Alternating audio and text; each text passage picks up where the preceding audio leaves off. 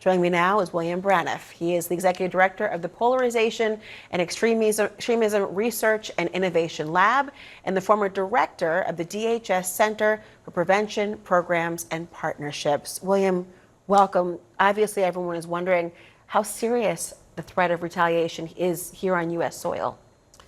Well, clearly, the attack we saw today in Qatar is not the end of the story.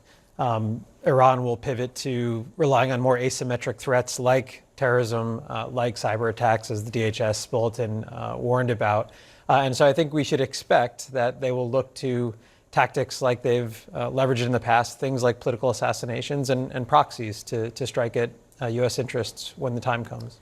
Secretary Mike Pompeo on Sunday said there is a real concern that Iran could activate sleeper cells. Federal intelligence officials, though, say they're less concerned about sleeper cells and more about lone wolf and cyber attacks. Who's right?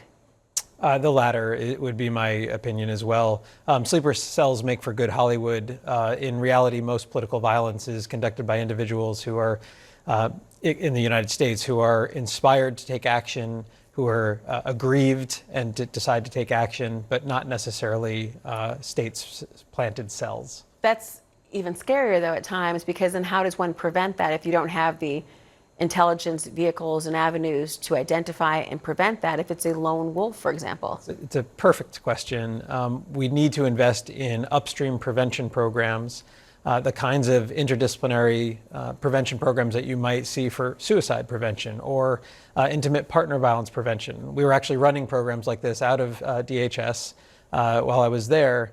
And we were able to do about 1,200 interventions through state and local partners for people who were gravitating towards violence but hadn't gotten there yet. The FBI, we are learning from sources telling CNN that the FBI is scaling back its immigration support in light of the potential threats from Iran. As you know, the administration had been criticized a great deal for the diversion of resources away from perhaps threats such as this. Is this the right course? Putting those resources back to the Joint Terrorism Task Forces, yes. We are seeing a massive uptick in terrorism in the United States, hate crime in the United States, and grievance-based violence like school shootings in the United States. These are happening 3 times per day in terms of violent plots. So those resources need to be in the counterterrorism and terrorism prevention fight. You know, the office you used to lead is now being led by a 22-year-old. The person's name is Thomas Fugati, I believe, and that the office oversees ways to prevent terror attacks, among other things, school shootings, as you mentioned as well. What kind of experience does somebody need, ideally, in order to understand the scope of the threats that are posed and also to address them?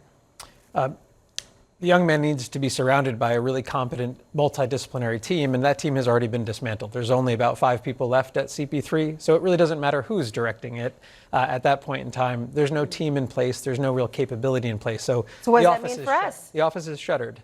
It means that the Department of Homeland Security is no longer investing in terrorism prevention. They're hoping for counterterrorism outcomes with the law enforcement community. Is law enforcement prepared and skilled enough to do that with the training they currently have? We are blessed with an incredible law enforcement community, but in a free and open society, if someone wants to conduct an act of violence, they have access to a vehicle or a bladed weapon or a firearm, they can do it. And so we really need these upstream prevention programs because it drastically increases the window of opportunity for an intervention. I wish you had a different answer, but I believe in your credibility. William Braniff, thank you so much.